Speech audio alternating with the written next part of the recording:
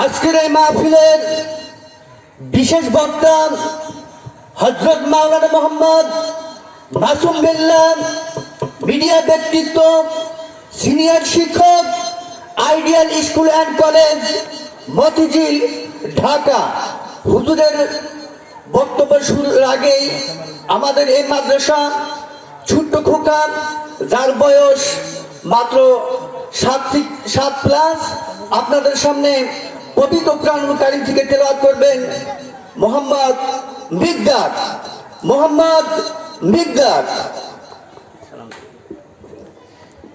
আসসালামু আলাইকুম ওয়া রাহমাতুল্লাহি ওয়া বারাকাতুহু।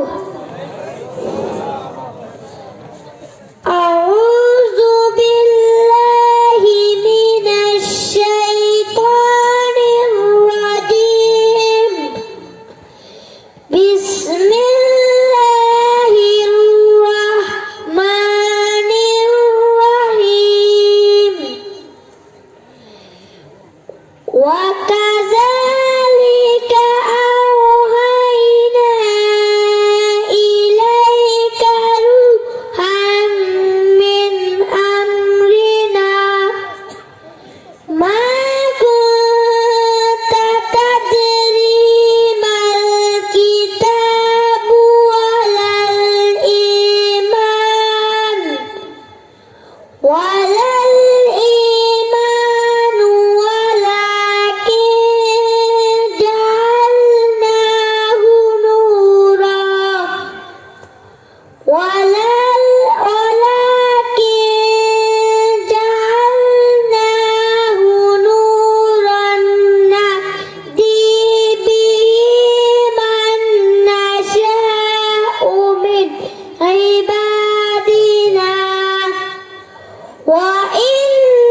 وإنك لتهدي إلى صراط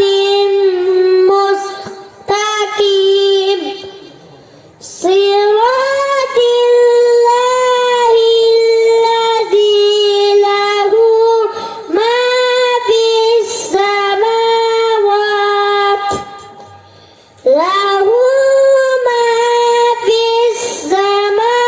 السماوات وما في الأرض ألا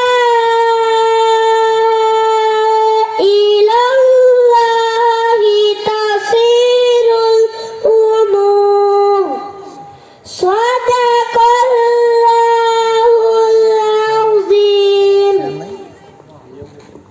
সবাই চিৎকার করে বলে মারহাবা, আর একটু জোরে বলে মারহাবা।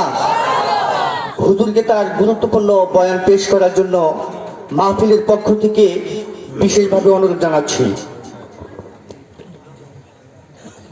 نحمد الله سبحانه وتعالى ونشكر عليه ونصلي ونسلم على سيدنا محمد خاتم الأنبياء والمرسلين وعلى آله وصحبه الذين بذلوا جهودهم المستطاعة لإقامة الدين الحنيف وسلم تسليما كثيرا. فقد قال الله تعالى في كلامه المجيد وفرقانه الحميد: أعوذ بالله من الشيطان الرجيم. بسم الله الرحمن الرحيم. إن الله وملائكته يصلون على النبي يا أيها الذين آمنوا صلوا عليه وسلموا تسليما. اللهم صل على سيدنا مولانا محمد وعلى آل سيدنا مولانا محمد. জোরে সোরে মোহাব্বতের সাথে পড়ি اللهم صل على سيدنا مولانا محمد وعلى آل سيدنا مولانا محمد هو الحبيب الذي ترجى شفاعته لكل هول من الأهوال مقتحم بلغ العلا بكماله كشف الدجى بجماله حسنت جميع خصاله صلوا عليه وآله نبينا الآمر الناهي فلا أحد أبر في قولي لا منه ولا نعمي بلغ العلا بكماله كشف الدجى بجماله حسنت جميع خصاله صلوا عليه وآله معجز محترم صدر জলসা দিনদার ইসলাম প্রিয় আল্লাহ প্রেমিক রাসূল প্রেমিক মুসলমান ভাইয়েরা আমার পর্দার আড়ালের মা ও বোনেরা আসসালামু আলাইকুম ওয়া রাহমাতুল্লাহি তাআলা ওয়া বারাকাতুহু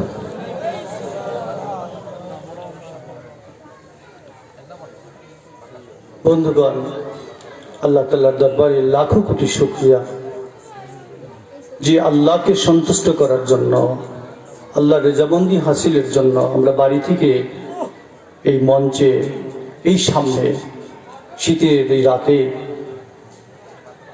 শুধুমাত্র আল্লাহর সন্তুষ্টির জন্য এসেছি। এই মানসিকতা নিয়ে আমরা আল্লাহর শুকরিয়া করে বলি আলহামদুলিল্লাহ। দিনদার ভাইরা, যে বান্দা আল্লাহর জিকিরের মাহফিলে আল্লাহর সন্তুষ্টির জন্য আসেন, আল্লাহর রহমতের ফেরেশতা আসমান থেকে চলে আসেন। বিশ্বাস করতে হবে রাসূলের কথা। ফেরেশতারা এই জিকিরের মজলিসকে রহমতের পাখা দিয়ে আসমান পর্যন্ত বিস্তার করে ফেলেন। আল্লাহ রাব্বুল আলামিন জিজ্ঞেস করেন ফেরেশতাকে, এই বান্দারা কি জন্য এসেছে? ফেরেশতা বলেন, আল্লাহ শুধু তোমার সন্তুষ্টির জন্য তারা এই মাহফিলে এসেছে। আল্লাহ রাব্বুল আলামিন জিজ্ঞেস করেন, ওরা কি আমাকে দেখেছে? ফেরেশতাগণ বলেন, না, আপনাকে দেখেনি। আল্লাহ বলেন, যদি দেখতো তাহলে কি করত? ফেরেশতা বলেন, আপনার বান্দারা যদি আপনাকে দেখতে পেত তাহলে তারা ইবাদতের ক্ষেত্রে আরো বেশি মনোযোগী হয়ে আপনার লেখা অর্জনের জন্য পাগলের মতো হয়ে যেত। আল্লাহ রাব্বুল আলামিন জিজ্ঞেস করে, ওরা কি থেকে বাঁচতে চায়? ফেরেশতা বলে, ওরা জাহান্নাম থেকে বাঁচতে চায়। আল্লাহ জিজ্ঞেস করেন, জাহান্নাম কি দেখেছে? ফেরেশতা বলেন, না, জাহান্নাম দেখেনি। আল্লাহ বলেন, যদি জাহান্নাম দেখতো, বলছে ওরা যদি জাহান্নাম দেখতো তাহলে এক মুহূর্তের জন্য ওদেরকে দিয়া পাপ করানো সম্ভব হতো না। সম্মানিত সুধী, আজকের এই মানসিকতা নিয়ে যদি বসি, গত বছর মনে আছে কিনা আমরা এখানে বসে কেঁদে গিয়েছিলাম। আজকেও যদি একটা ফোঁটা চোখের পানি ফেলে দিতে পারি, রাসূলুল্লাহ সাল্লাল্লাহু আলাইহি ওয়াসাল্লাম, I have made by flesh and blood, আমি রক্ত মাংসের তৈরি, কিন্তু আমার রাসূল যা বলেছেন সম্পূর্ণ সত্য কথা বলেছেন। সুবহানাল্লাহ। ওয়া রাজুলুন যাকারাল্লাহা খালিয়ান ফাফাদাত আইনাহ, যে বান্দা আল্লাহর ভয়ে নিভৃতে কাঁদে, তার দু চোখের কোণা দিয়ে পানি পড়ে, ওই চোখ জাহান্নামের আগুন স্পর্শ করবে না। সুতরাং আজকে কাঁদার চেষ্টা করতে হবে ইনশাআল্লাহ। রাজি আছি না? যদি এমন হয় আজকের এই মাহফিল আমার নাজাতের ওসিলা হয়ে যায়, আজকের এই জিকির আমার নাজাতের ওসিলা হয়ে যায়, এর চেয়ে বড় বেনিফিট, বড় উপকার, বড় সফলতা আর কিছুই হতে পারে না। আসুন ইখলাসের সাথে প্রস্তুতি নিয়ে ফেলি। আমরা এই মুহূর্তে আমার আল্লাহ আমার হৃদয়ে দেখছেন, একজন বান্দা কিছুই করতে পারবে না। বান্দা এবং আল্লাহর মাঝখানে একজন বান্দা ইবাদত করতে করতে করতে করতে মুস্তাজাবু দাওয়া হয়ে যায়, আল্লাহর কাছে যা চায় তাই পেয়ে যায়। অথচ একটা ছোট্ট পাপ আল্লাহর অসন্তুষ্টির কারণ হয়ে গেলে, যখন তার মাঝে এবং জান্নাতের মাঝখানে এক বিগত জায়গা থাকে, তার পাপ তাকে জাহান্নামে নিয়ে যায়। আবার আরেকজন বান্দা যেমন আমি এবং আপনি জীবনে কত পাপ করেছি, কত পাপ করেছি, যদি মনে হবে আল্লাহ তোমার কাছে তো হাত পাততে লজ্জা হয়, আমাদের বিশ্বাস তুমি আমাদেরকে মাফ করবেন না। কিন্তু আমার আল্লাহ এতটা দয়ালু, পাপ করতে করতে বান্দার মাঝে এবং জাহান্নামের মাঝখানে এক বিগত জায়গা থাকে, কিন্তু একটা ভালো কাজ তাকে জান্নাতের মেহমান বানিয়ে দেয়। আসুন সেই ভালো কাজটার জন্য আজকের এই মাহফিলটা হয়ে যায়, বলুন আমিন। আল্লাহর রহমত ছাড়া কেউ জান্নাতে যেতে পারবে না। দেখুন এই দুনিয়ায় কি আর চাওয়া পাওয়ার আছে, অনেক বয়স হয়ে গেছে, ছোটবেলা থেকে তো আপনি আমি অনেক কিছু দেখেছি, বাবাকে হারিয়েছি, মাকে হারিয়েছি, দাদা দাদি আরো কত কাউকে হারিয়েছি, কেউ ফিরে আসবে না। একটা সিজদা দেওয়ার জন্য তারা কান্নাকাটি করে, ইয়াতীমের মতো, কাঙ্গালের মতো সন্তানের দিকে তাকিয়ে আছে। সন্তান কখন বাবার জন্য হাত তুলে আল্লাহর কাছে দোয়া করবে, সন্তানের এই দোয়া এই কবরে পৌঁছে যায়।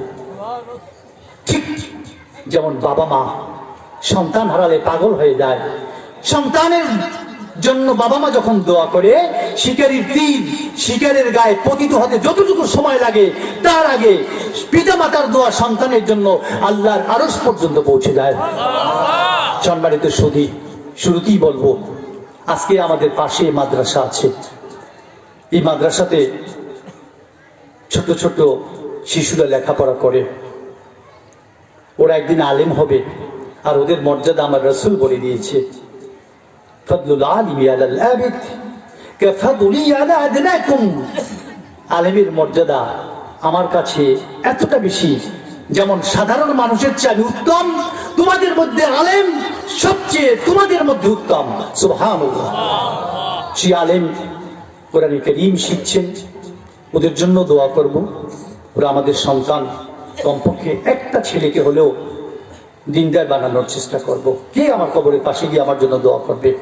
একজন বুজুর্গ ব্যক্তি, আমি শুরুতেই কথাগুলো বলে সামনে আগাবো, একজন বুজুর্গ ব্যক্তি লিখেন, একজন লোক পাপ করতে করতে করতে করতে গিয়ে হৃদয়ের মধ্যে কালিমা পড়ে গেছে, ওর বিশ্বাস ওকে আর আল্লাহ কখনো মাফ করবে না। একদিন ও প্রচন্ড অসুস্থ হয়ে গেছে, ডাক্তার বলে দিয়েছে তুমি পৃথিবীতে আর বেশি দিন টিকবে না। তখন নতুন মাত্র বিয়ে করেছে, স্ত্রীকে বলল আমি হয়তো দুনিয়া থেকে চলে যাব, তবে চলে যাওয়ার সাথে সাথে আমি তো জাহান্নামে যাব, তোমাকে একটি ওসিয়ত করে যাই, তোমার গর্বে যে সন্তানই হোক, ছেলে হোক মেয়ে হোক, ওকে একটু কোরআন কারীমের হাফেজ বানিয়ে দিও। সাথে সাথে স্ত্রী কেঁদে দিল, চোখ থেকে অঝর নয়নে পানি পড়তে লাগলো। সন্তান ভূমিষ্ঠ হলো একটা ছেলে, এই সন্তানটার বয়স যেদিন 6 বছর হয়ে গেল, ওকে মাদ্রাসায় পৌঁছে দিয়ে আসলো পর্দানিসীন মা। সন্তান প্রথম দিনের ক্লাসে শিখলো আউযু বিল্লাহি মিনাশ শাইতানির রাজীম বিসমিল্লাহির রহমানির রহিম। সন্তান যখন ঘরের মধ্যে ঢুকলো, মা বলল বাবা তোমার টিচার, তোমার শিক্ষক তোমাকে কি শিখিয়েছে? বলছে মা আমি শুধু শিখেছি আউযু বিল্লাহি মিনাশ শাইতানির রাজীম বিসমিল্লাহির রহমানির রহিম। মা সন্তানের হাত ধইরা, কোনদিন বাবার কবর দেখায় নাই, এই প্রথম বাবার কবরের কাছে নিয়ে যাচ্ছে। বলছে ওই যে তোমার বাবার কবর, তুমি তো তোমার বাবাকে কোনোদিন দেখতে পাওনি, যাও একটু বাবার জন্য হাত তুলে আল্লাহর কাছে দোয়া করো, তোমার বাবাকে যেন আল্লাহ জান্নাতের মেহমান বানিয়ে দেয়। সন্তান বলল মা আমি কি বলে দোয়া করবো? বলছে তোমার শিক্ষক যা শিখেছে তা বলে দোয়া করো। বুজুর্গ ব্যক্তি লিখেন, সন্তান যখন কবরের পাশে গিয়ে বলল বিসমিল্লাহির রহমানির রহিম, আল্লাহ রাব্বুল আলামিন সাথে সাথে কবরের আযাব বন্ধ করে দিলেন। ফেরেশতা বললেন আল্লাহ কিন্তু জাহান্নামী। দুনিয়া এমন কোনো পাপ নাই যা করে নাই। আল্লাহ রাব্বুল আলামিন অহংকার করে বললেন, দেখো ছোট্ট নিষ্পাপ শিশু যে তার বাবার জন্য ঘোষণা করলো বিসমিল্লাহির রহমানির রহিম, আমাকে ঘোষণা করলো আমি রহমান, আমি রহিম, তারপর আমি কি কৃপণ হব, তার বাবাকে আমি ক্ষমা করে দিব না? ইযা মাতাল ইনসানু ইনকাতা আনহু আমালুহু, মানুষ যখন মরে যায় তার সকল আমলের দরজা বন্ধ হয়ে যায়। একটু খেয়াল করেন, আজকের রাত আপনার জীবনের শেষ রাত, মনে করেন কালকে সূর্যোদয় আপনার জীবনে আসবে না, হতে পারে না? أينما تكونوا يدرككم الموت ولو كنتم في بروج مشيدة, সুদূর প্রাচীরের মধ্যেও যদি নিজেকে আবদ্ধ রাখো, মৃত্যু তোমার নাগাল পাবেই।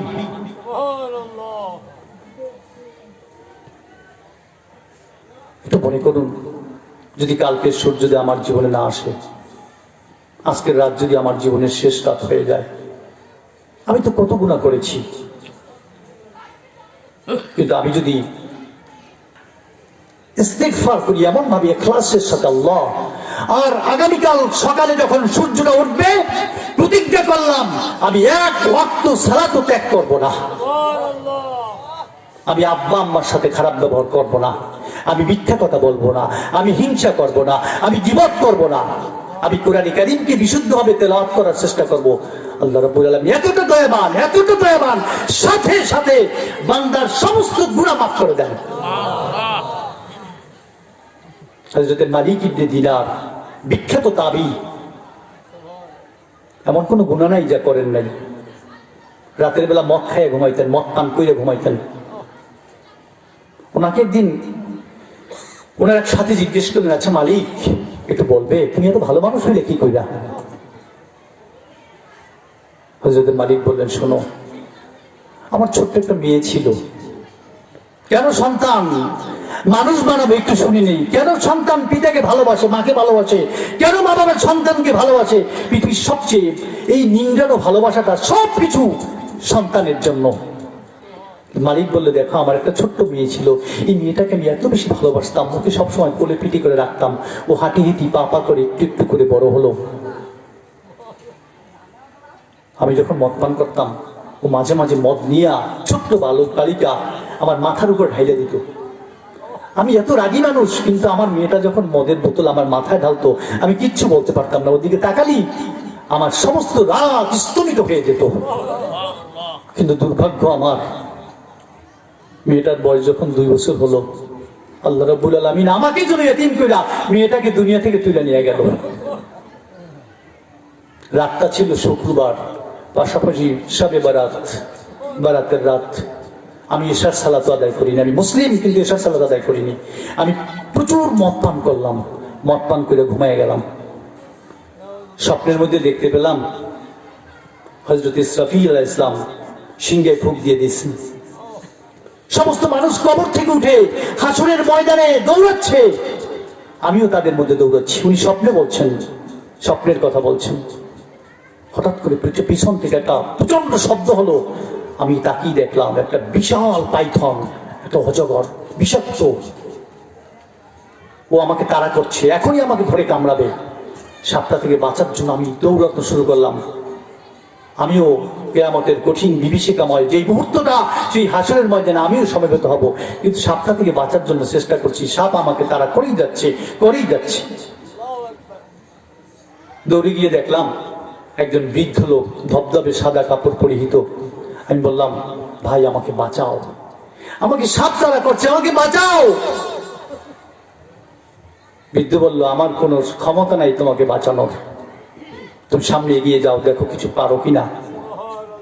সামনে এগিয়ে যাও, দেখো কোনো বাঁচার উপায় হয় কিনা। আমি দৌড়ানো আবার শুরু করলাম, পিছন থেকে সাপ আমাকে জোরে তাড়া করছে। গিয়ে দেখলাম টিলা, পাহাড়ের টিলের উপর উঠলাম। ওইটা নিচের দিকে তাকায় দেখি জাহান্নামের আগুন দাউ দাউ করে চলছে। আমি এক্ষুনি জাহান্নামে পড়ে যাব। একদিকে সাপ আর একদিকে জাহান্নামের আগুন, আমার বাঁচার আর উপায় নেই। আসমান থেকে গায়েবী আওয়াজ আসলো, হে মালিক, তুই জাহান্নামে নিক্ষিপ্ত হোস না, তুই জাহান্নামী নস। তুই সম্মুখে চলে যা। আওয়াজ শুনে আমার সাহস সঞ্চার হলো, আমি আবার দৌড়ানো শুরু করলাম।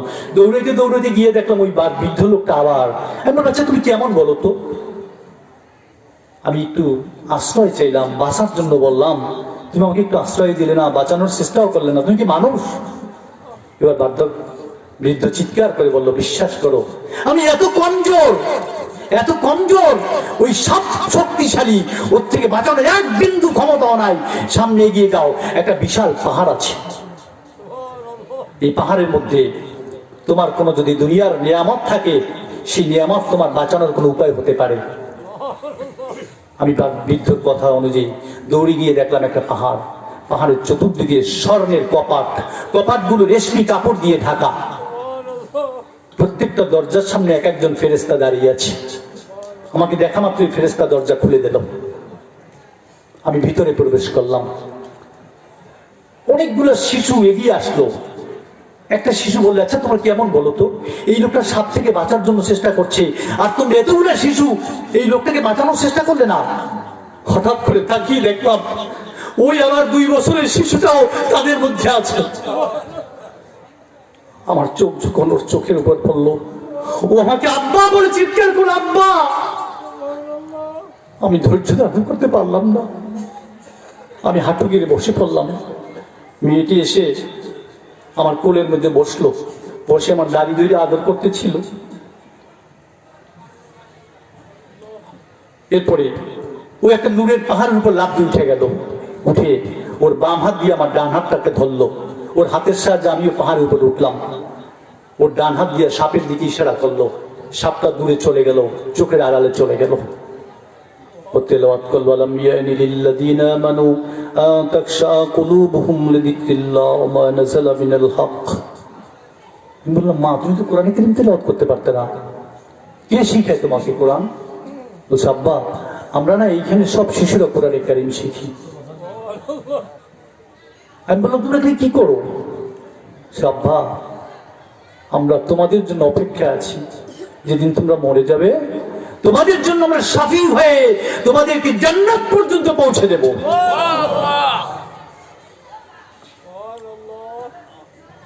হযরত মালিক ইবনে দিনার বললেন, মাগো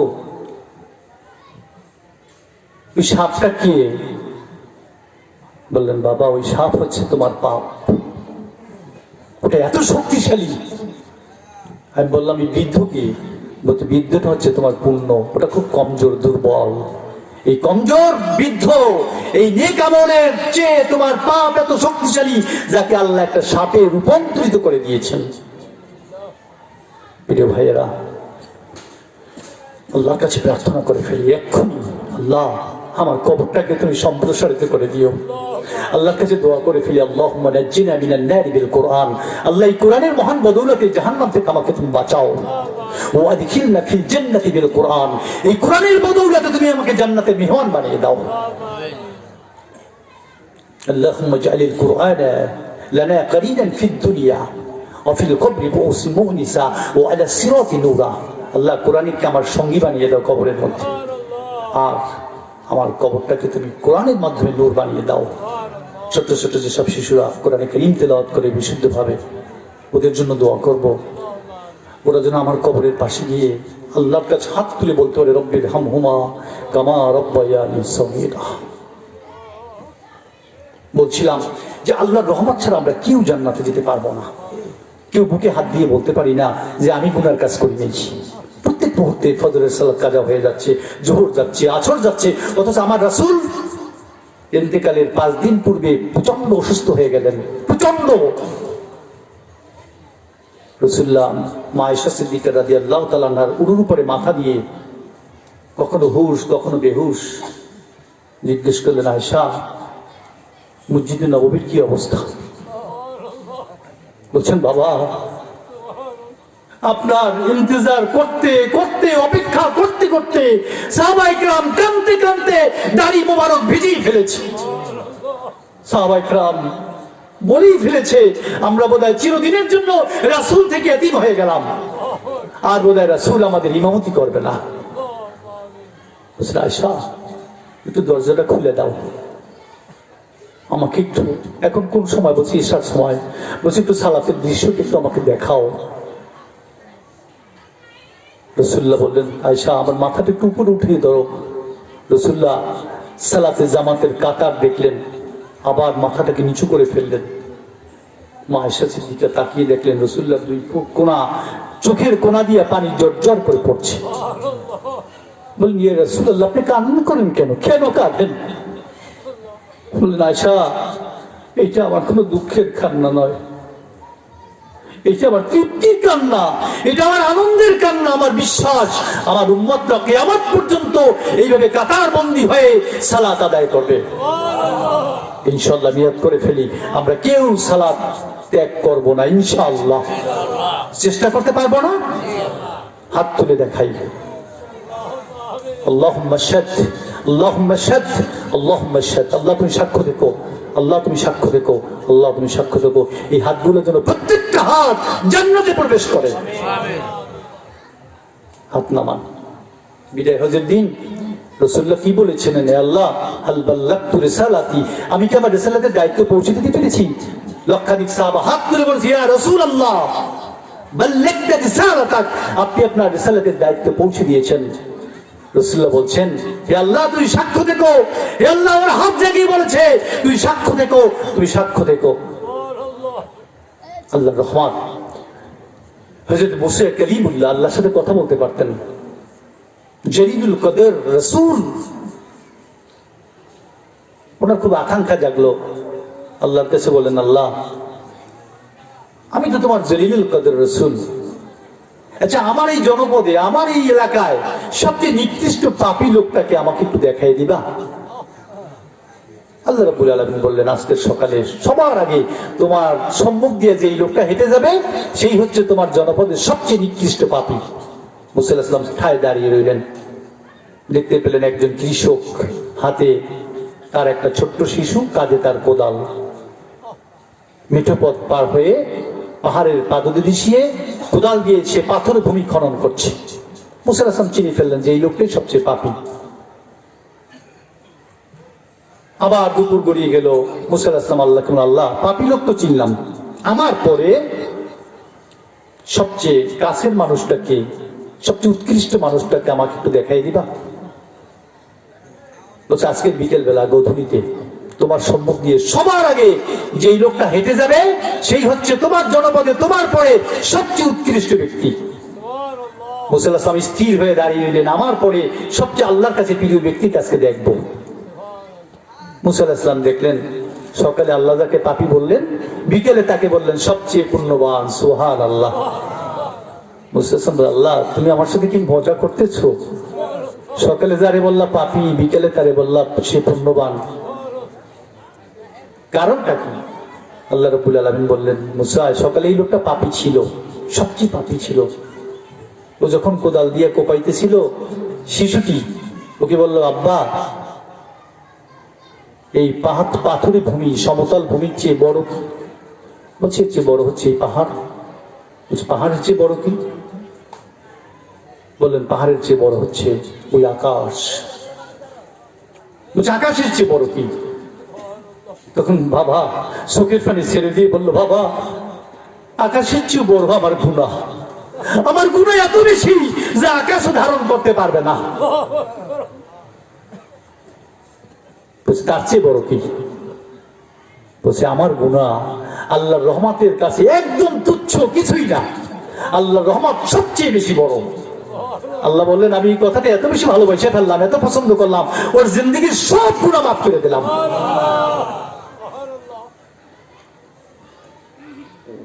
প্রিয় ভাই, সব একটা ভালো কাজ, একটা ভালো কাজ মানুষকে জান্নাতে নিয়ে যায়, আর একটা খারাপ কাজ মানুষকে জাহান্নামে নিয়ে যায়। এই মুসা আলাইহিস সালামের যুগে একজন লোক ছিলেন, কোরআনে কারীমে আসছে, যার নাম বালআম ইবনে বাউরা। উনি ইবাদত করতে করতে করতে করতে মুস্তাজাবুদ দাওয়া হয়ে গিয়েছিলেন। যা দোয়া করতেন, যা চাইতেন, আল্লাহ রাব্বুল আলামিন তাকে তাই দিয়ে দিতেন, যা চাইতেন। একবার বনি ইসরাইলের লোকরা গিয়ে বলল, বালআম আমাদেরকে সহযোগিতা করো। বলছে, কি ধরনের সহযোগিতা?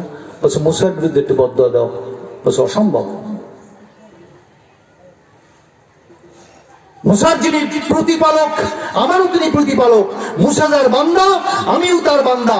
মুসা যার ইবাদত করে, আমিও তার ইবাদত করি। আমি কখনো মুসার বিরুদ্ধে বদদোয়া দিতে পারবো না। তুমি কি চাও?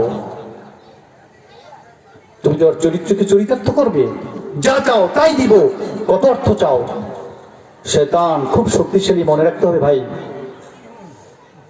শয়তান চায় আমাকে জাহান্নামে নিতে। শয়তানের কাজ এইটা, শয়তানের শয়তানি করাই শয়তানি। এই জন্যই শয়তান, ইন্না শাইতানা লাকুম আদুউম মুবিন। শয়তান ধোঁকা দিয়ে ফেললো, বালামের হৃদয়ের মধ্যে ঢুকিয়ে দিল, একটু পাপ করো না, অল্প সময়ের জন্য বদদোয়া দাও, তারপর তওবা করে ফেলবা। কিন্তু আমার আল্লাহ, ইন্নাল্লাহ লা ইয়ানজুরু ইলা সুওয়ারিকুম ওয়া আমওয়ালিকুম ওয়ালাকিন ইয়ানজুরু ইলা কুলুবিকুম ওয়া আমালিকুম। কে কৃষ্ণাঙ্গ কে শ্বেতাঙ্গ আল্লাহ রাব্বুল আলামিন তা দেখেন না।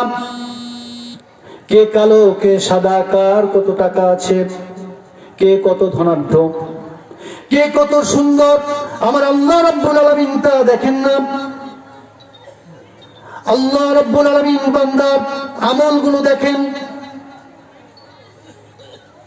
হৃদয় দেখেন, আমল দেখেন। মুসা আলাইহিস সালাম বলছে,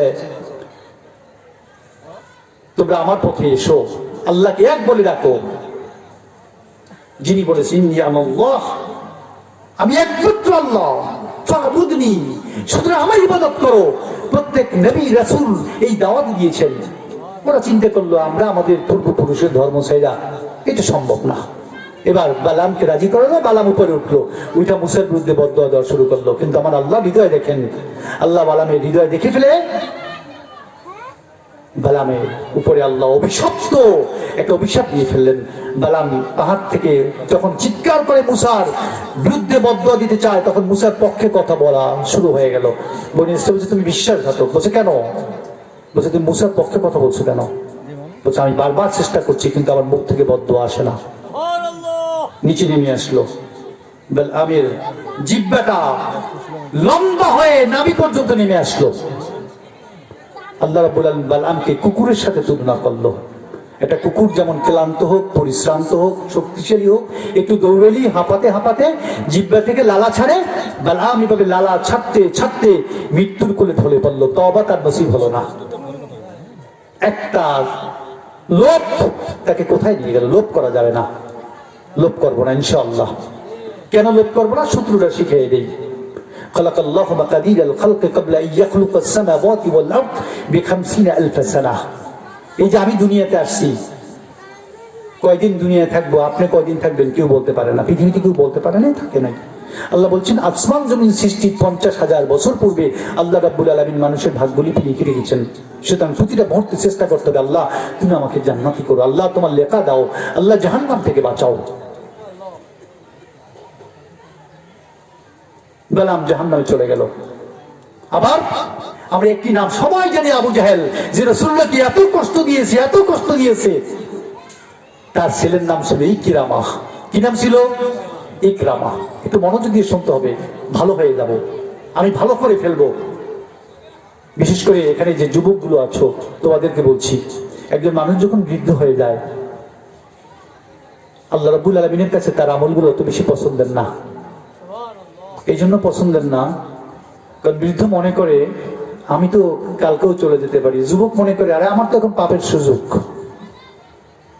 এই জন্য রাসূলুল্লাহ সাল্লাল্লাহু আলাইহি ওয়াসাল্লাম বলছেন, ওয়াশাবুন নাশা ফি ইবাদাতি রাব্বিহ, যে যুবক আল্লাহর ভয়ে ইবাদতের মধ্যে যৌবনটাকে কাটিয়ে দেয়, কিয়ামতের দিন আরশের নিচে ছায়া পাবে। সুবহানাল্লাহ। এই জন্য একজন ইসলামিক স্কলার, বুজুর্গ ব্যক্তি লেখেন যুবক সম্পর্কে, হযরত জিবরীল আলাইহিস সালাম, যার 600 ডানা। কয়টা ডানা? 600 ডানা। রাসূলুল্লাহ বলেন, লাকাদ রাআইতুহু জালিসান আলাল কুরসিয়্যি বাইনাস সামাই ওয়াল আরদ ওয়া লাহু 600 জানাহিন। আমি জিবরীলকে আকাশ এবং জমিনের মাঝখানে একটা চেয়ারের উপর উপবিষ্ট দেখেছি, তার 600 ডানা। এই 600 ডানার মধ্যে সবচেয়ে ছোট দুটি ডানা যদি চতুর্থ আসমান থেকে একটা ঝাপটা দেয়, সে জমিনে চলে আসে। এত এত জলিলের কদর ফেরেশতা, এত শক্তি। তিনি বলেন, আসমান থেকে যত ফোঁটা বৃষ্টি হয়, আমি সকল বৃষ্টির ফোঁটাগুলো গুনে গুনে রাখতে পারি। কিন্তু একজন যুবক যদি সিজদা দেয়, একজন যুবক যখন আল্লাহর কাছে কাঁদে, আল্লাহ তার আমল নামে এত সব লিখে দেন আমি গুইনা শেষ করতে পারি না। সুতরাং যুবক, তওবা করো। আল্লাহ রাব্বুল আলামিন যুবককে সবচেয়ে বেশি ভালোবাসেন। ইকরামা ইসলামের অনেক ক্ষতি করেছে। রাসূলুল্লাহ যেদিন মক্কা বিজয় করেন, রাসূলুল্লাহ ঘোষণা দিয়ে দিয়েছেন আজকে ইকরামাকে মাফ করা হবে না। যদি বাইতুল্লাহ ছায়ার মধ্যেও পাও, ওকে মেরে ফেলবা। আজকে আমার চাচা আমির হামজাকে যে ওয়াহশী মেরেছে, তাকে পাইলেও মেরে ফেলাবা। আবু সুফিয়ানের স্ত্রী হিন্দাকেও মেরে ফেলাবা। কিন্তু আল্লাহ রসুলের হৃদয় এত মহানুভব, এত হৃদয় কোমল। 10-12 জনের একটা দল মুসলমানদের সাথে যখন মক্কা বিজয়ের দিন সম্মুখ সমরে গেল, ইকরামা কোন ক্রমে প্রাণে বাইচে আসলো। রাসূলুল্লাহর এই ঘোষণা শুনে সে ইয়ামনের পথে পাড়ি দিল। ইকরামার স্ত্রীর নাম ছিল উম্মে হাকিম। উম্মে হাকিম মাথায় নিকাব পইরা, হিন্দা মাথায় নিকাব পইরা, পুরো চেহারা ঢাইকা বোরকা পরে রাসূলুল্লাহর ঘরের মধ্যে প্রবেশ করলেন। তখন রাসূলুল্লাহর পাশে ছিলেন মা আয়েশা রাদিয়াল্লাহু তাআলা আনহা, হযরত ফাতিমাতুজ জাহরা রাদিয়াল্লাহু তাআলা আনহা, সাহাবায়ে কেরামের একটা বিশাল দল গিয়ে হিন্দা তার চেহারার নিকাব খুলে ফেললো। বলছে আমি হিন্দা, এতদিন চাইতাম আপনার বংশ ধ্বংস হয়ে যাক, আজ থেকে আমি চাই আপনার বংশ সবচেয়ে পৃথিবীর শ্রেষ্ঠ বংশ হোক। আমি ইসলাম গ্রহণ করে ফেললাম, আমাকে আপনি মাফ করবেন না? কেমন রসুল আমার, কেমন নবী আমার। রসুল বলছেন যাও, তোমাকে আমি ক্ষমা করে দিলাম। উম্মে হাকিম এই সুযোগে বললেন ইয়া রাসূলুল্লাহ, আমি ইকরামার স্ত্রী উম্মে হাকিম, আমি ইসলাম গ্রহণ করলাম, আমাকে আপনি মাফ করবেন না? বলছে যাও, তোমাকেও মাফ করে দিলাম। এবার উম্মে হাকিম সুযোগ খুঁজে বলল ইয়া রাসূলুল্লাহ, আমার স্বামী ইকরামা আপনার ভয়ে মক্কা থেকে পালিয়ে ইয়ামানের দিকে চলে গেছে। আমি যদি আমার জিম্মাদারিতে আপনার কাছে তাকে নিয়ে আসি, সে যদি মুসলমান হয়ে যায়, আপনি তাকে মাফ করবেন? রাসূলুল্লাহ বলেন যাও, তোমার জিম্মাদারিতে আমি তাকেও মাফ করে দিলাম। এবার ইকরামার স্ত্রী উম্মে হাকিম একটা ঘোড়ার উপরে উঠা একজন রোমীয় সৈন্য নিয়ে ইকরামাকে খুঁজতে খুঁজতে একদম ইয়ামানের বর্ডারে যখন চলে গেল, তখন একটা দরিয়া পার হবে, নদী পার হবে, গিয়ে শুনতেছে ইকরামা মাঝিকে বলছে, নৌকার মাঝিকে, ভাই আমাকে একটু পার করে দাও। বলছে তোমাকে পার করতে পারি একটা শর্তে। বলছে কি শর্ত? বলছে তুমি ঘোষণা করো আশহাদু আল্লা ইলাহা ইল্লাল্লাহু ওয়াহদাহু লা শারীকা লাহু ওয়া আশহাদু আন্না মুহাম্মাদান আবদুহু ওয়া রাসূলুহু। ইকরামা বলল তুমি কি বলতেছো? এটা যে কালেমার ভয়ে আমি পালায় আসলাম, তুমি আমাকে সেই কালেমা পড়াচ্ছ? এই কথাগুলো শুনতেছিল পিছনে দাঁড়িয়ে দাঁড়িয়ে উম্মে হাকিম, ইকরামার স্ত্রী। ইকরামা তোমাকে আর পালাতে হবে না, আমি মুসলমান হয়ে এসেছি। বলছে আমাকে কি করতে হবে? বলছে আমার সাথে চলো রাসূলুল্লাহর কাছে, আমার জিম্মাদারিতে চলে যাবে, রাসূলুল্লাহ তোমাকে মাফ করে দিবেন। বলছে তুমি কি সত্যি বলছো? রাসূল এত দয়ালু, এত দয়ালু। মুসলমান কত মেরেছি, আমার বাবা কত অত্যাচার করেছে, মক্কা থেকে যাকে তাড়িয়ে দিলাম, সেই লোকটা আমাকে মাফ করে দিবে। বলছে মাফ করে দিবে।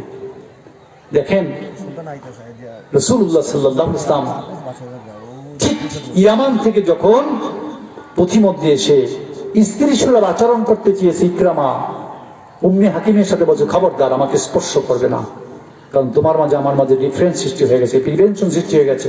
কারণ আমি মুসলমান, তুমি মুশরিক। মুসলমান এমন এক পবিত্র ধর্ম, ইসলাম এমন একটা পবিত্র ধর্ম, এই ধর্মের অনুসরণকারী মুসলমানকে মুশরিক স্বামী স্পর্শ করতে পারে না। ইকরামা চুপ থাকলো। যখন ঠিক মক্কার কাছাকাছি চলে আসলো, রাসূলুল্লাহ সাহাবায়ে কেরামকে ঘোষণা করে দিল তোমাদের সামনে আবু জাহেলের ছেলে ইকরামা চলে আসছে, এখন ইসলাম গ্রহণ করবে। অত রাসূলুল্লাহ তখনও দেখেন নাই, জিবরিল আমিন এসে বলে দিয়ে গেছেন। রাসূলুল্লাহর ঘরের মধ্যে যখন ইকরামা প্রবেশ করছে, রাসূলুল্লাহ দাঁড়িয়ে আবেগে ইকরামাকে জড়িয়ে ধরেছে। সুবহানাল্লাহ। ইকরামা হাঁটু গিরে দিয়ে রাসূলুল্লাহর হাঁটুর সাথে হাঁটু মিশিয়ে বলে ইয়া রাসূলুল্লাহ, আপনি আমাকে মাফ করে দিবেন? বলছে আমি তো শুধু মাফ করবো না, তুমি আজকে যা চাবে তোমাকে আমি তাই দিয়ে দেবো। আজকের এই দিনে তুমি কি চাও? বলছে আমি চাই আমি জীবনে যত গুনাহ করেছি তুমি যদি শর্ত দাও যে আল্লাহ মাফ করে দিচ্ছেন তাহলে আমি মুসলমান হয়ে যাব। বলছে আল্লাহ তোমাকে সব গুনাহ ক্ষমা করে দিচ্ছেন, ইল্লা মান তাবা ওয়া আমানা ওয়া আমিলা সালিহান ফাউলাইকা ইয়াগফিরুল্লাহু লাহুম। তারা ওই সকল মানুষ যাদেরকে আল্লাহ মাফ করে দেন, যারা তওবা করে, ঈমান আনে, সৎ কাজ করে। ইউবাদদিলু সাইয়্যাতিহিম হাসানাত। শুধু মাফ করেন না, সাথে সাথে যত গুনাহ করছে এই গুনাহগুলোকে পুণ্য দ্বারা পরিবর্তন করে দেন। বলছে আপনার সাথে আর একটা কন্ডিশন, আপনাকে অনেক গালি দিছি, অনেক কষ্ট দিছি, মিথ্যা কথা বলেছি, খারাপ কথা বলেছি। আপনি যদি আজকে বলেন যে আমি সব ভুলে গেলাম, আমি মুসলমান হয়ে যাব। বলছে আমি সব ভুলে গেছি। বলছে তৃতীয় হচ্ছে আমি যত মুসলমান মারছি এবার তত কাফির মারার জন্য আমাকে হুকুম দিতে হবে। বলছে হুকুম দিয়ে দিলাম। হযরত ইকরামা কোরআনে কারীম নিয়ে মসজিদে নববীতে ঢুকে গেলেন। এবারে কোরআনে কারীম ধরতেছেন, চুমু খাচ্ছেন, চোখে নিচ্ছেন, আর চোখের পানি দরদর করে কোরআনের উপর পড়ছে। তওবা করে ফেল আল্লাহ, আর জিন্দেগিতে একটা গুনাহ করব না। এমন রাসূল তাকে কত কষ্ট দিয়েছি, তিনি আমাকে মাফ করে দিলেন। ইয়ারমুক অভিযানে হযরত খালিদ ইবনে ওয়ালিদ রাদিয়াল্লাহু তাআলার সাথে গেলেন। ইকরামা ঘোষণা করলেন তোমরা কারা মৃত্যুর জন্য বায়াত গ্রহণ করতে আমার হাতে হাত দিয়ে রাজি আছো? খালিদ বললেন, হযরত খালিদ বললেন ইকরামা এই কাজটা করো না, সেনাপতি প্রমোদ এই বলছে আমাকে বাধা দিও না, আমাকে বাধা দিও না। আজকে আমার মন চায় যত মুসলমান মেরেছি তত কাফির আজকে মারবো আমি। 400 সৈন্য হযরত ইকরামার সাথে একতাবদ্ধ হয়ে গেল। যুদ্ধ করতে করতে করতে করতে ইয়ারমুকের যুদ্ধে মুসলমান জয় লাভ করলেন। যুদ্ধ শেষে তাকিয়ে দেখা গেল হযরত ইকরামা আহত, চাচা হারিস ইবনে হিশাম আহত, জারির আহত। সবাই পানি পানি বলে চিৎকার করছে। এক সাহাবী পানির গ্লাস নিয়ে ইকরামার কাছে গেলেন। তাকায় দেখলেন তার চাচা হারিস ইকরামার দিকে তাকায় তাকায় পানি করছে, পানি। মৃত্যুর মুহূর্তে ইকরামা বলছে আমার পানির দরকার নাই, আমার চাচাকে পানি দিয়ে আসো। তাকায় দেখলেন আরেক সাহাবী বলছে পানি, বলছে আমার পানির দরকার না, ওনাকে দিয়ে আসো। দৌড়ে গিয়ে দেখলেন উনি দুনিয়া থেকে চলে গেছেন। দৌড়ে আসলেন চাচার কাছে, দেখলেন তিনিও চলে গেছেন। এরপর দৌড়ে প্রথম আসলেন ইকরামার কাছে, দেখলেন তিনিও শাহাদাত বরণ করেছেন। সুবহানাল্লাহ। ভাই, ঈমান একটা বিশেষ নিয়ামত। কয়জন মানুষ আছে ঈমান আনতে পারে? আমার আল্লাহ বলেছেন মুমিনুনাল্লাযীনা ইন্নামাল মুমিনুনাল্লাযীনা ইযা যুকিরাল্লাহু ওয়াজিলাত কুলুবুহুম ওয়া ইযা তুলিয়াত আলাইহিম আয়াতুহু যাদাতহুম ঈমানা। মুমিন তো তারা যখন তাদের সম্মুখে শুধু আল্লাহ শব্দটা তেলাওয়াত করা হয়, আল্লাহ, ওরা ইমানি শক্তিতে তেজদীপ্ত হয়ে ওঠে, ইমানি শক্তিতে বলিয়ান হয়ে ওঠে, আর আল্লাহর ভয়ে আত্মা কেঁপে উঠে। এরা হচ্ছে মুমিন। মক্কায় রাসূলুল্লাহ তো খুব ইয়াতীম ছিলেন, ঠিক না? মা হারিয়েছেন, বাবা হারিয়েছেন, কত কষ্ট করেছেন। ঠিক এমন একটা ছেলে যার নাম ছিল আব্দুল উজ্জা। ভালো করে শুনবেন, ঈমান কাকে বলে? আবার বলছি, যুবক, বৃদ্ধ, শিশু, আমি, মঞ্চে যারা আছে সকলে আজকের এই মাহফিলটা যেন নাজাতের উসিলা হয়ে যায়। যিনি এই মাহফিলের খরচ বহন করছেন, মাহফিলে যারা অংশগ্রহণ করছে প্রত্যেকের জন্য দোয়া করবো। যারা এসেছেন সকলের জন্য দোয়া করব, আল্লাহ তাআলা প্রত্যেকের জন্য জান্নাতের মেহমান বানায়। কেননা শুরুতে একটা কথা বলছিলাম, মনে আছে কিনা? এটা একটা জিকিরের মাজলিস। এই জিকিরের মাহফিল সম্পর্কে ফেরেশতারা যখন আল্লাহর কাছে অভিযোগ দেয়, আল্লাহ এই লোকগুলো তো আসলে মাহফিল শুনতে আসে নাই, এই লোকগুলো দুনিয়ার স্বার্থের জন্য আসছে। তোমরা আল্লাহ রাব্বুল আলামিন বলছে তোমরা কি মনে করেছো আজকে তাদের শুদ্ধ সবাই মাফ করে দিলাম আমি।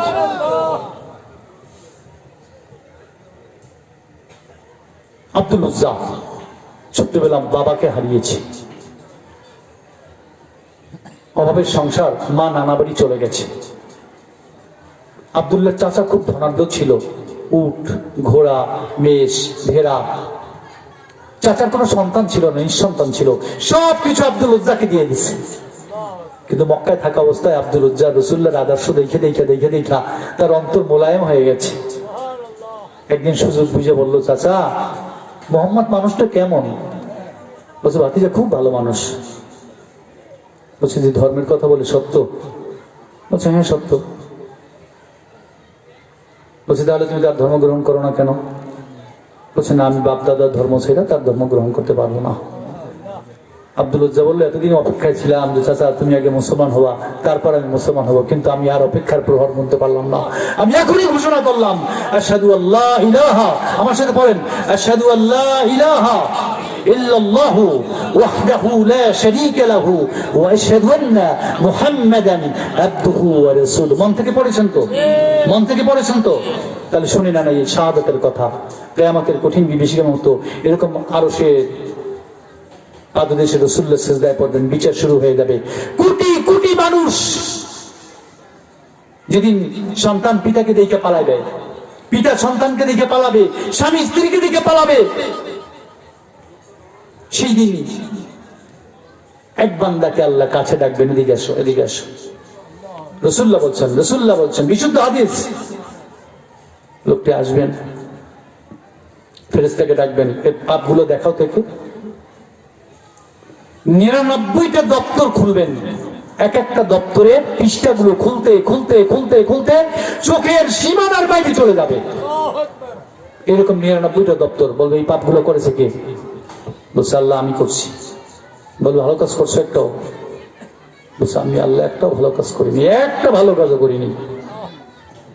বলছে, কোথায় যেতে চাও? বলছে, আমি জান্নাতের কোনো আশা পোষণ করি না, কারণ আমি পাপ করেছি, আমি কিভাবে জান্নাতে যাব? আল্লাহ রাব্বুল আলামিন বলেন, তোমার একটা আমল আমার কাছে জমা আছে, যে আমলটার কাছে তোমার সব পাপগুলো একদম তুচ্ছ। এবার ফেরেশতা একবার মিজান নিয়ে ডাকবেন, মিজান নিয়ে আসো। বলছো, কালেমায়ে শাহাদাতটাকে এক পাল্লায় রাখো, আর এই 99টা দপ্তর এক পাল্লায় রাখো। কালেমায়ে শাহাদাত ওজনে ভারী হয়ে যাবে। সুবহানাল্লাহ। আল্লাহ বলছে, যাকে ওই জান্নাতে নিয়ে দাও। এই জন্যই বলেছি, মন থেকে পড়েছেন তো? বিশ্বাস করুন, আল্লাহ বলেছে, মা আনা বিযাল্লামিল লিল আবিদ, বান্দা বিশ্বাস কর, আমি তোর প্রতি এক বিন্দু জুলুমও করব না, এক বিন্দু জুলুমও তোর প্রতি আমি করব না। আমার আল্লাহ খুব দয়ালু, খুব দয়ালু। এই জন্য আল্লাহ তোমার কাছে আবারও বলছি, আল্লাহ আজকের এই মাহফিলে আমরা যে কজন মানুষ আসছি, পর্দার আলে মা বোনেরা আছেন, এই অলিপুরের গ্রামের প্রত্যেকটা মানুষকে যারা এখন কবরের মধ্যে আছেন, আল্লাহ এই মাহফিলের উসিলায় যারা মনের আবেগ দিয়ে তোমার কাছে কিছু চায়, তোমার ভালোবাসা চায়, তাদেরকেও মাফ করো, তাদের বাপ মাকেও মাফ করে দাও, তাদের দাদা দাদিকে মাফ করে দাও। অলিপুরের প্রত্যেকটা কবরকে তুমি জান্নাতের বাগান বানিয়ে দাও। আব্দুল উজ্জা বললেন, চাচা আমি তো ঘোষণা করে ফেললাম। চাচার মাথা খারাপ হয়ে গেছে, প্রশ্নবোধক চিহ্ন কপালে দাগ দিয়ে ফেললো। কি বলে ভাতিজা এটা? তুমি কি সত্যি বলছো? বলছে, হ্যাঁ সত্যি বলছি। আর শুনে রাখো, মুসলমান আমি হয়ে গেছি, আমি মিথ্যা বলি না। মুসলমান কোনোদিন মিথ্যা কথা বলতে পারে না। বলছে, তুমি কি পাগল হয়ে গেছো? বলছে, না এখনো পাগল হয়নি, তবে পাগল হয়েছি রাসূলুল্লাহর জন্য, পাগল হয়েছি ঈমানের জন্য, পাগল হয়েছি আমলের সলের জন্য। বলছে, তোমাকে আমি উট দিয়েছি, ঘোড়া দিয়েছি, মেষ দিয়েছি, ভেড়া দিয়েছি, এই সব আমি ফেরত নিয়ে যাব। বলছে, আমি রাজি হয়ে গেলাম, সব তোমাকে দিয়ে দিলাম। চাচা বললেন, তোমার পরনের কাপড়টা কার টাকার কেনা বলো তো? বলছে, তোমার টাকার কেনা। বলছে, সেটাও আমাকে ফেরত দিতে হবে। সাথে সাথে খুলে দিলেন, বললেন, যাও ঈমানের বদৌলতে কাপড়টাও খুলে দিয়ে দিলাম, তবু আমি তোর কাছে থাকবো না, আমি রাসূলের কাছে চলে যাবো। দরিদ্র মায়ের কাছে গেলেন, মাকে মা বলে ডাক দিলেন, মা। দরজা খুলে দেখলেন ছোট্ট কিশোর আব্দুল উজ্জা, কিশোর, পরনে কাপড় নেই। মা চোখ বন্ধ করে ফেললেন। বলছে, বাবা তোমরা এই অবস্থা কেন? বলছে, মা গো, ঈমানের জন্য, ইসলামের জন্য, রাসূলুল্লাহর জন্য, আল্লাহর লেখা অর্জন করতে চাই, সেজন্য আজকে আমার চাচা আমাকে শাস্তি দিয়েছে। বলছে, ঘরের মধ্যে কোনো পুরান কাপড় টাপড় থাকলে একটু আমাকে দাও। মা চোখ বন্ধ অবস্থায় একটা পুরান কম্বল ছুঁড়ে মারল, পাতলা কম্বলটাকে ছিঁড়লেন, অর্ধেক পরলেন, অর্ধেক গায়ে দিলেন। আব্দুল উজ্জা দীর্ঘ পথ পাড়ি দিয়া মসজিদে নববীর দরজায় বসে আছেন, পাগলের মতো অর্ধাহারে অনাহারে চেহারায় ক্ষুধার্ত বুভুক্ষ। আব্দুল উজ্জার মনের মধ্যে একটাই কথা, আজকে যদি একজন লোক আমাকে জিজ্ঞেস না করে তুমি কে, আমার বিশ্বাস খোদ রাসূলুল্লাহ আমাকে জিজ্ঞেস করে তুমি কে, যা চিন্তা তাই হয়ে গেল। একজন একজন করে বের হয়ে গেল, পাগল ছেলে বসে আছে, কে জিজ্ঞেস করবে? রাসূলুল্লাহ গিয়ে জিজ্ঞেস, তুমি কে? বললেন আমি আব্দুল উজ্জা। কি কারণে? সব ঘটনা খুলে বললেন। রাসূল বলছে আজকে তুমি আব্দুল উজ্জা নাও, আজকে তোমার নাম হচ্ছে আব্দুল্লাহ। আল্লাহর কাছে দুইটা নাম সবচেয়ে বেশি প্রিয়, একটা হচ্ছে আব্দুল্লাহ আর একটা হচ্ছে আব্দুল আহাদ।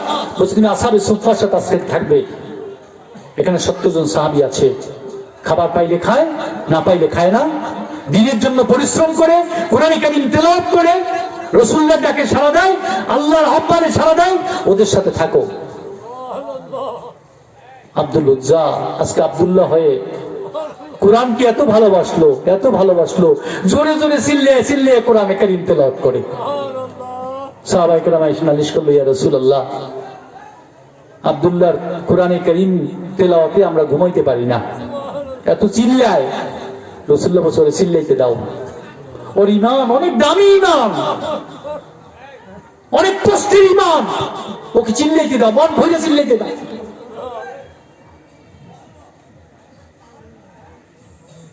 তাবুকের প্রান্তরে সাহাবায়ে কেরাম যাবেন, মক্কা বিজয় হয়ে গেল। রাসূলুল্লাহ বললেন তোমাদের যার যার ঘরে যা কিছু আছে সম্ভব মতো জমা দাও। সাহাবায়ে কেরাম সম্ভব মতো সম্পদ জমা দিলেন। হযরত আবু বকর, ওমর, ওসমান, আলী, তালহা, জুবায়ের সবাই কেউ কিছু দিলেন। হযরত ওমর ফারুক তার সম্পদের অর্ধেক দিয়ে দিলেন, ওসমান রাদিয়াল্লাহু তাআলা 1/3 দিয়ে দিলেন, আবু বকর সিদ্দিক রাদিয়াল্লাহু তাআলা একটা হ্যান্ডকারচিপে বাইদা, রুমালের মধ্যে বাইদা রাসূলুল্লাহর কাছে এটা নিয়ে আসছেন। বলছে আমার আবু বকর কই? আবু বকর চিন্তা করলেন আজকে রাসূলুল্লাহর কাছে আমি এটা কেমনে জমা দেবো, রাসূলুল্লাহ আমাকে কি বলবে, তুমি এত কম দিলে কেন?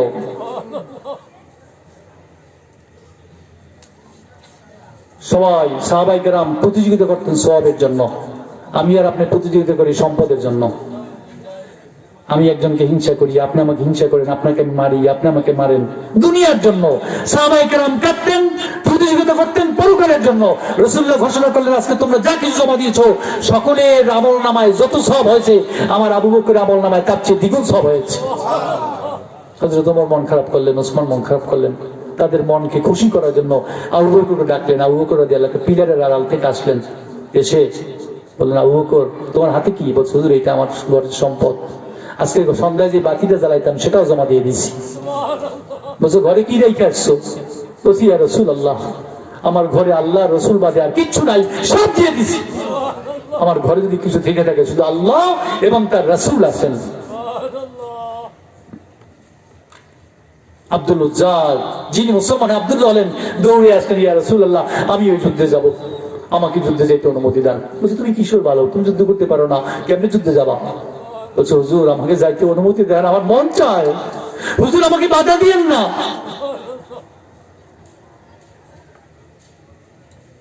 আপনি দোয়া করেন আজকে যুদ্ধ করতে করতে করতে করতে আমি আল্লাহর রাস্তায় শাহাদাত বরণ করে আল্লাহর লেখা অর্জন করে জান্নাতে মেহমান হয়ে যেতে পারি। রাসূলুল্লাহ সাহাবীকে বললেন যাও একটা গাছের বাকল ছিঁড়ে আনো। একটা গাছের বাকল ছিঁড়ে আনলেন, আব্দুল্লাহর হাতে পরিয়ে দিলেন। রাসূলুল্লাহ দোয়া করলেন আল্লাহ আজকের এই যুদ্ধে আব্দুল্লাহকে তুমি গাজী করে ফিরিয়ে নিয়ে এসো।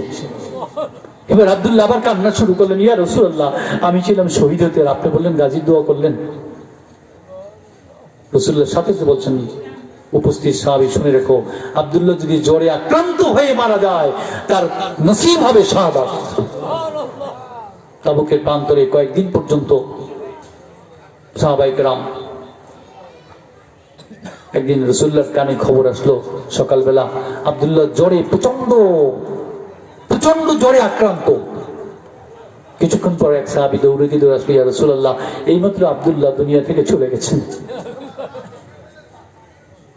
ঈমান কাকে বলে? ভাই, কি জীবন, কিসের অহংকার, কিসের দাম্ভিকতা, কিসের বরত্ব। চলে গেলে তো মা কাঁদবেন, বাবা কাঁদবেন, সন্তান কাঁদবে, আব্বা বলে চিৎকার করবেন। কবরের মধ্যে একটা সাদা কাপড়ে মোড়ানো আমি থাকবো, পোকার খাবার হবে। একটু খেয়াল করে দেখেন, পোকার খাবার হলো, চক্ষুটা খেয়ে ফেলবে, হাড্ডিটা পড়ে থাকবে। কিসের অহংকার। ফেরত আসবে আমার খাটিয়া, ফেরত আসবে যারা আমাকে নিয়ে গেছিল তারা, কিন্তু আমার কবরের মধ্যে কি থাকবে? আমার আমল। কি থাকবে? আমল। রাতের বেলা রাসূলুল্লাহ সাল্লাল্লাহু আলাইহি ওয়াসাল্লাম কবর খনন করলেন। দুজন সাহাবী, একজন একটা বাতি ধরে টিম টিম করে বাতি জ্বলে, এই বাতিটা কবরের পাশে দাঁড়িয়ে রাসূলুল্লাহ কবরের মধ্যে নামলেন। দুইজন সাহাবী লাশটা বহন করে নিয়ে আসতেছিলেন। আব্দুল্লাহ বললেন, খবরদার এই লাশের সাথে কোনো প্রকার বেয়াদবি যেন না হয়, খেয়াল রাখবে। দূরে দাঁড়িয়েছিলেন আব্দুল্লাহ ইবনে মাসউদ রাদিয়াল্লাহু তাআলা আনহু। এই দৃশ্য দেখতেছিলেন। যিনি কবরের মধ্যে লাশটা নামালেন তিনি আর কেউ নন, খোদ রাসূলুল্লাহ সাল্লাল্লাহু আলাইহি ওয়াসাল্লাম। আর যারা লাশ বহন করে আসছেন তারা অন্য কেউ নয়, তারা হচ্ছে আবু বকর এবং ওমর। আর যিনি চিমটিম করে জ্বালানো বাতিটা দাঁড়িয়ে রাসূলুল্লাহর সামনে দণ্ডায়মান ছিলেন তিনি আর কেউ নয়, তিনি হযরত বিলাল। আব্দুল্লাহ ইবনে মাসউদ আল্লাহর কাছে আবেগের সাথে, আল্লাহ আমি দুর্ভাগা, আজকে ওই কবরের মধ্যে যদি আব্দুল্লাহর লাশ না হয়ে আমার লাশটা হতো, আমি ভাগ্যবান হয়ে যেতাম। সম্মানিত সুধী, প্রিয় উপস্থিতি, বিশ্বাস করুন পৃথিবী থেকে প্রতি সেকেন্ডে কেউ না কেউ চলে যাচ্ছে, প্রতি সেকেন্ডে কেউ নয়। আচ্ছা, আপনি যদি মনে করেন এখন এই মুহূর্তে কোন দোকানে আপনার সাদা কাপড়টা এসে গেছে, কি হতে পারে না, অথচ আপনি জানেন না। যদি জানতেন পাগলের মতো হয়ে যেতেন। সুতরাং এক্ষুনি সাবধান হতে হবে, এক্ষুনি সাবধান হতে হবে। হিংসা পরিহার করতে হবে। হিংসা হিংসা যদি পরিহার করতে পারেন তার লাভটা কি শোনাইয়ে দেই। দুইটা কাজ। আজকে একটা কথা বলি, আপনাদের এখানে আসছি, আজকে নিয়ত করে ফেলি, আল্লাহ হুজুর বলেছেন ললাটে যা আছে তা হবে, হিংসা করে কোনো লাভ নাই, আমি যা পাওয়ার পাবো, আমার ভাগ্যে যা আসার আসবে। পৃথিবীতে কেউ সন্তান জোর করে আনতে পারে না, সম্পদ জোর করে আকাশ থেকে নামাই আনতে পারে না। সুতরাং আপনাকে একটু ভালো করে খেয়াল রাখতে হবে। হিংসা পরিহার করব। হিংসা পরিহার করলে কি লাভ একটু শুনে নেই।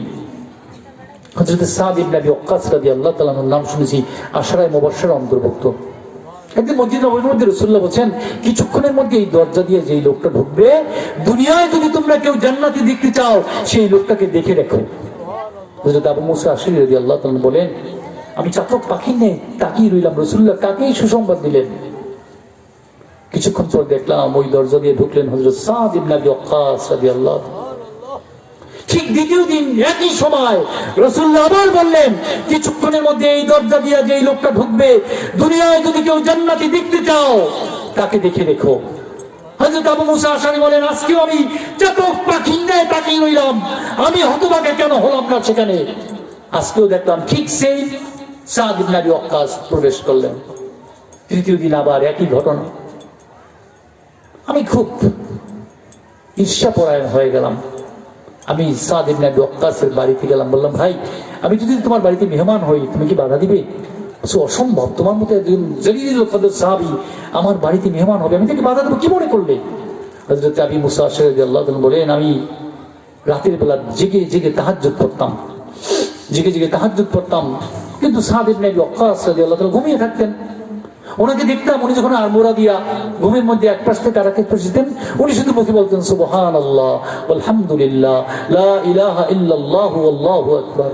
আমি শুধু বলতাম, এটা আমি এত কষ্ট করে তাহাজ্জুদ করি, ইবাদত করি, আর কি এমন ভালো গুণ যার কারণে রাসূলুল্লাহ তাকে জান্নাতের সুসংবাদ দিলেন। আমি বললাম, ভাই তুমি কি জানো, সকালবেলা বললাম রাসূলুল্লাহ তোমাকে একটা জান্নাতের সুসংবাদ দিচ্ছে, তোমার এমন ভালো কি গুণ আছে? বলছেন, আবু মুসা আশআরী শোনো, আমি জানি না রাসূলুল্লাহ কেন বলেছে, আমার কোন গুণ নাই, তবে আমার বিবেক হওয়ার পর থেকে আজ পর্যন্ত আমি কোন মানুষের ভালো দেখা হিংসা করি নাই। রাসূলুল্লাহ বললেন, এই গুণের কারণে আসমান থেকে তার জন্য দুনিয়াতে জান্নাতের ফয়সালা হয়ে গেছে।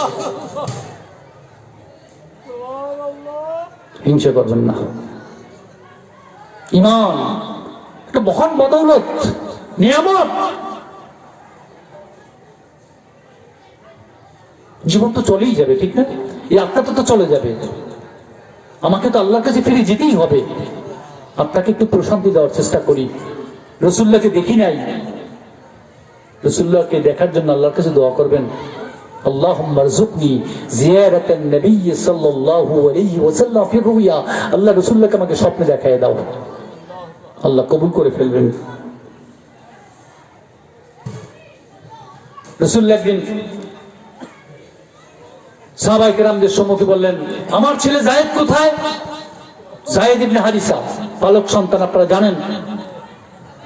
যায়েদ বলেন, লাব্বাইক ওয়া সা'দাইক ইয়া রাসূলুল্লাহ, হে আল্লাহর রাসূল, আমি আপনার সামনে হাজির। বলছে, শোনো, আজকে মুতা অভিযানে তুমি সেনাপতির দায়িত্ব পালন করবে। বলছে, আমার চাচাতো ভাই জাফর ইবনে আবি তালিব কোথায়? তিনিও দাঁড়িয়ে বলিয়া, লাব্বাইক ওয়া সা'দাইক ইয়া রাসূলুল্লাহ, আমিও আপনার সামনে হাজির। রাসূলুল্লাহ বললেন, আব্দুল্লাহ ইবনে রাওয়াহা কোথায়? বলছে, ইয়া রাসূলুল্লাহ, আমিও হাজির। বলছে, যাও, তোমরা তিনজন গিয়ে পরিবার থেকে বিদায় নিয়ে আসো। আর শুনে রেখো, যায়েদ যদি শহীদ হয়ে যায়, সেনাপতির দায়িত্ব পালন করবে জাফর। জাফর যদি শহীদ হয়ে যায়, সেনাপতির দায়িত্ব পালন করবে আব্দুল্লাহ ইবনে রাওয়াহা। তিনজন আর কে বুঝতে বাকি রইল কিছু? যায়েদ বললেন, বাবা, আপনি তো আমার বাবা, ঘরে আছে মা আয়েশা, কার কাছ থেকে বিদায় নেবো? আর হযরত জাফর দৌড়ে গেলেন বাড়িতে, গিয়ে স্ত্রী সন্তানদেরকে বিদায় নিলেন। আমি যুদ্ধে যাচ্ছি, মুতা অভিযানে যাচ্ছি, রাসূলুল্লাহ আমাকে যেতে বলছেন, আমার জন্য দোয়া কইরো।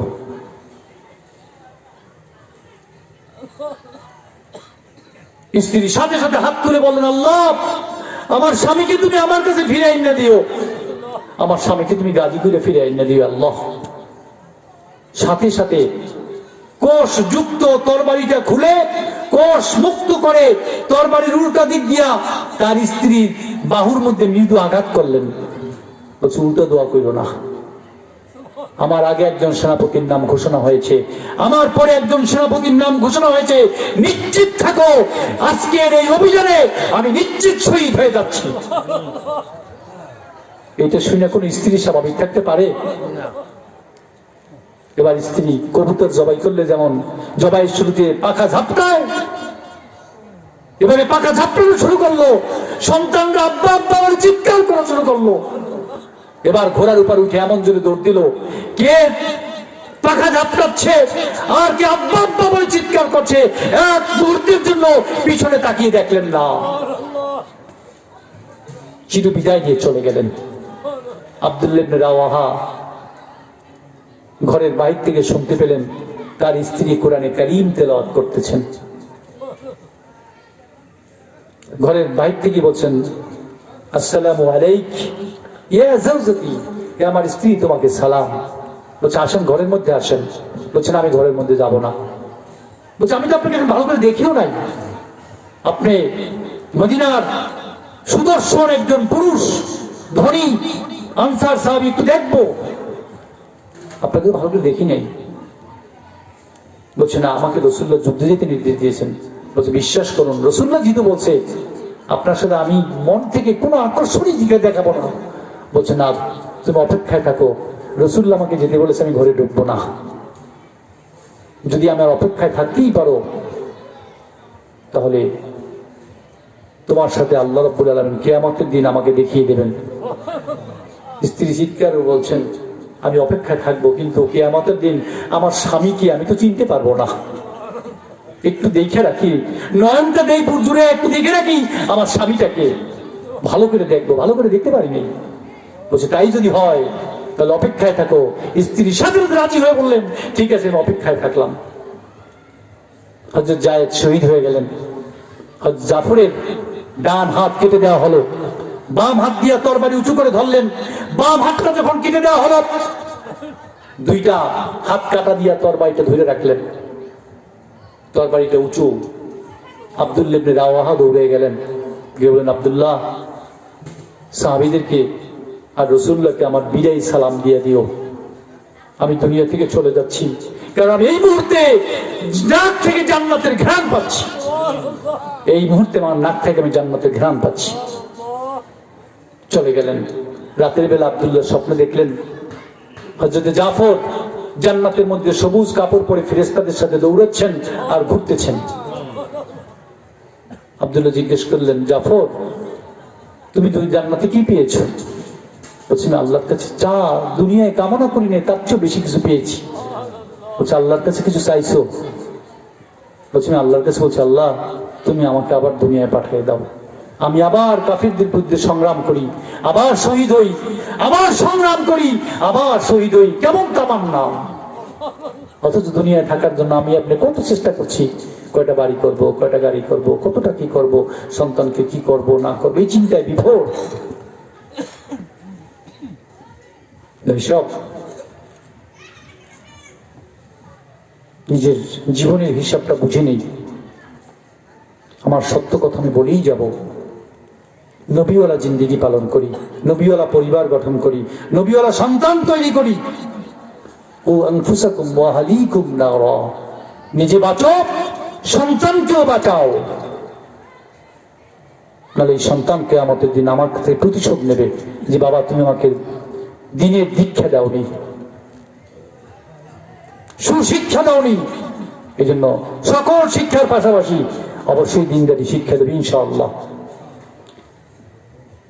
আর প্রত্যেক সকালে সন্ধ্যায় শুনে নেবেন, প্রত্যেক সকালে আজকে যারা এখানে আসছেন প্রত্যেক ফরজ সালাতের পরে মাসনুন দোয়া পাঠ করবেন। মাসনুন দোয়া রাসূলুল্লাহ যা শিখিয়ে দিয়েছেন।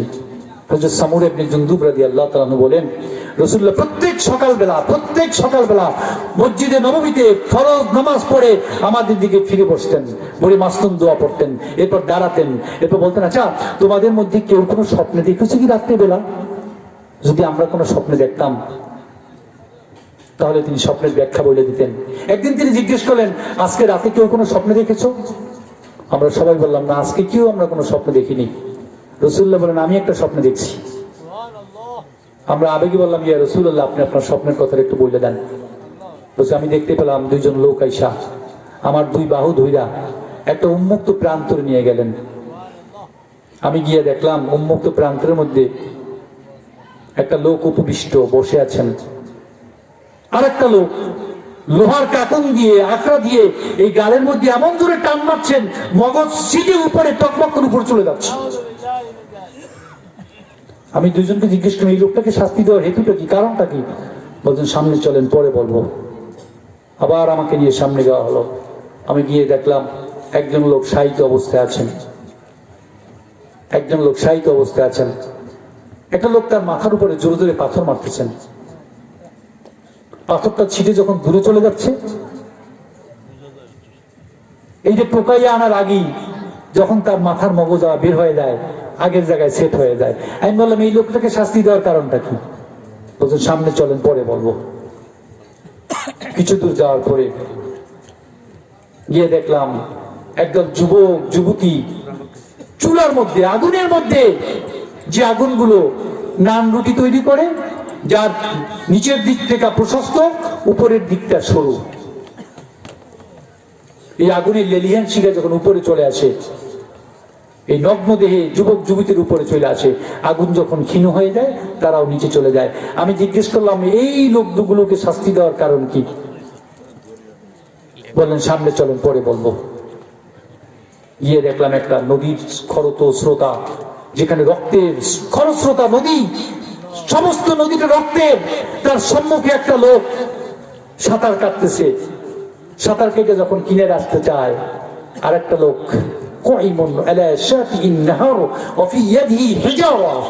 একটা লোক দণ্ডায়মান, তার হাতে একটা পাথর, যখনই কিনারে আসে জোরে মাথার মধ্যে পাথরটা মারে, সে আবার সাঁতরে চলে যায়।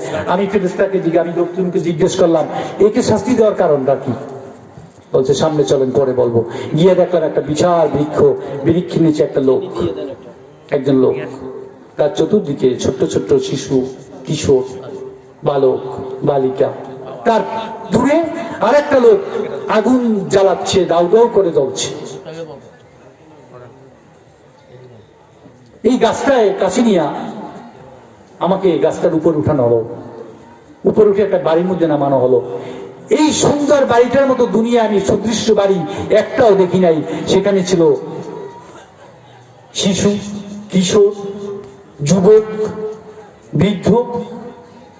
এরপর আমাকে গাছটার চূড়ে উঠানো হলো, এরপর আরেকটা বাড়িতে নামানো হলো। সেই বাড়িটা আগের চেয়েও সুন্দর, সেখানে ছিল বৃদ্ধ এবং যুবকরা। আমি বললাম, ভাই আমি অনেক ক্লান্ত হয়ে গেছি, এত দীর্ঘ সফর, আমাকে আর কষ্ট দিও না, এবার তোমাদের এই কারণটা আমাকে বলে দাও, আমিও কারণটা বলবো, আপনাদের কাছ থেকে বিদায় নেব। বলছে, শোনেন, আমি হচ্ছে জিবরিল, ইনি হচ্ছেন মিকাইল। যে লোকটাকে দেখেছিলেন উপবিষ্ট, সেই লোকটা দুনিয়ায় মিথ্যা কথা বলতো, আর তার মিথ্যা চতুর্দিকে সম্প্রসারিত হতো। এই জন্য কিয়ামত পর্যন্ত মৃত্যুর পরে এইভাবে শাস্তি দেওয়া হবে।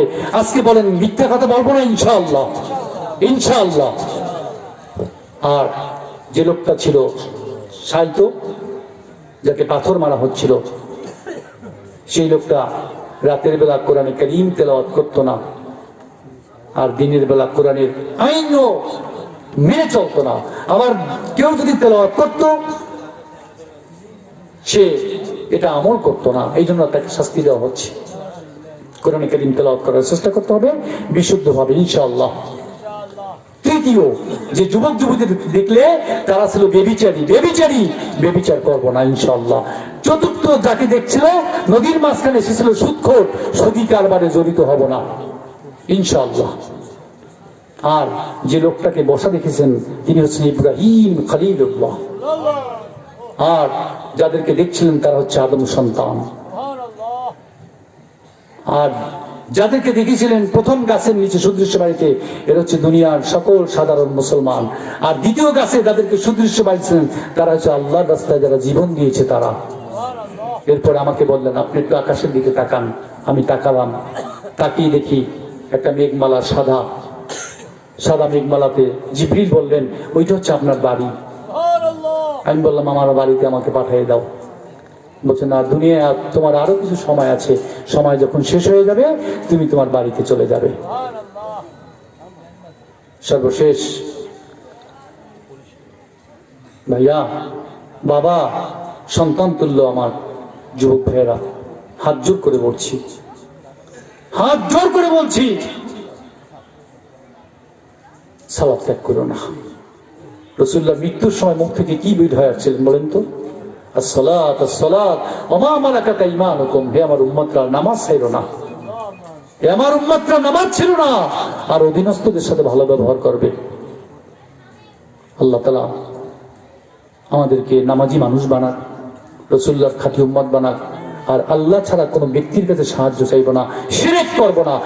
একটা ছোট্ট হাদিস বলে আমি বিদায় নেব। কিয়ামতের দিন আল্লাহ রাব্বুল আলামিন একজন বান্দাকে ডাকবেন, ফেরেশতা বলবে, আমলগুলো ওজন করো। ফেরেশতা বলবে, আল্লাহ অনেক আমল, অনেক। বলছে, আমলের সাথে কোনো শিরক আছে? বলছে, আল্লাহ মাঝে মাঝে শিরক করতো। বলছে, জাহান্নামে নিয়ে যা। আরেকজন বান্দাকে ডাকবেন, বলছে, আমল ওজন করো। বলছে, আল্লাহ আমল খুব কম, খুব কম। বলছে, জীবনে শিরক করতো। বলছে, আল্লাহ কখনো শিরক করে নাই। আল্লাহ জান্নাতের ফয়সালা দিয়ে দেবেন। আজকে এই মাহফিলের সর্বশেষ আল্লাহ রাব্বুল আলামিনের ঘোষণা, আ'দাতু লিইবাদিয়াস সালিহিন মা লা আইনুন রাআত ওয়া লা উযুনুন সামিআত ওয়া লা খাতার আলা কলবি বাশার। আমি আমার জান্নাতীদের জন্য এমন নাজ নিয়ামত নির্ধারণ করে রেখেছি যা কোনো চোখ দেখেনি, যেন কান শোনেনি, কোনো মানব হৃদয় আজ পর্যন্ত অনুধাবনও করতে পারেনি। আল্লাহ আমাদেরকে তুমি ওই জান্নাতের মেহমান বানিয়ে দিও। আল্লাহ তুমি আমাদেরকে জাহান্নাম থেকে বাঁচিয়ে দিও। তোমার কাছে প্রার্থনা করছি, আল্লাহ মুমিনে কামিল বানিয়ে দিও। তুমি যেভাবে হযরতে মালিক ইবনে দিনারকে ক্ষমা করে দিয়েছো, হযরতে ইকরামা রাদিয়াল্লাহু তাআলা আনহুকে মাফ করে দিয়েছো, হযরতে মুসা আলাইহিস সালামের সময়ের ওই রাখালকে মাফ করে দিয়েছো। আল্লাহ কিয়ামতে যেদিন আরশের ছায়া ছাড়া কোনো ছায়া থাকবে না, তুমি এই অলিপুরের এই আজকের মাহফিলে আমার মা বোন সহ শিশু কিশোর বৃদ্ধ বয়স্ক আমি সহ সকলকে তুমি কিয়ামতের দিন তোমার আরশের নিচে একটু ছায়া করে দিও। মহিউদ্দিন কুতুবে রব্বানী মহিউদ্দিন আব্দুল কাদের জিলানী বলতেন, আল্লাহ জাহান্নাম সহ্য করতে পারবো না, আল্লাহ তুমি একটু আমাকে জান্নাতের কোন একটা কোনায় ফেলাই দিও। আর যদি জাহান্নাম দেওই তাহলে মাঝে মাঝে তুমি আমার সাথে দেখা দিও আর জিজ্ঞেস করে মহিউদ্দিন তুই কেমন আছো? আল্লাহ কিয়ামতের দিন তোমাকে চাই, শুধু তোমাকে চাই। যেদিন তুমি জান্নাত দিবা সেদিন তুমি বলবা সব কি পেয়ে গেছো? আমরা বলবো সব তো পেয়ে গেছি। তখন তুমি জানিয়ে দেবা আমার কাছে আরো কিছু আলাদাই না মাজিদ, তোদেরকে দেওয়ার মতো আরো কিছু আছে। রাসূলুল্লাহ বলবেন, আল্লাহ তোমার বান্দারা পাগল হয়ে গেছে, তুমি কি দিবা? আল্লাহ রাব্বুল আলামিন নূরের পর্দা ভেদ করে আল্লাহ তাআলা নিজের নূরের একটা অংশ জান্নাতীদের সামনে উপস্থাপন করবেন। যুগের পর যুগ, কালের পর কাল আল্লাহকে দেখে দেখে অপলক নেত্রে আমি এবং আপনি তাকিয়ে থাকবো। আল্লাহ বলবেন যাও জান্নাতে প্রবেশ করো। আমরা বলবো আমাদের কোনো জান্নাত দরকার নাই, শুধু তোমাকে চাই, শুধু তোমাকে চাই, শুধু তোমাকে চাই। বারাকাল্লাহু লানা ওয়া লাকুম ফিল কুরআনিল আযীম ونفعنا وإياكم بالآيات والذكر الحكيم. أستغفر الله لي ولكم ولسائر المسلمين والسلام عليكم ورحمة الله تعالى وبركاته.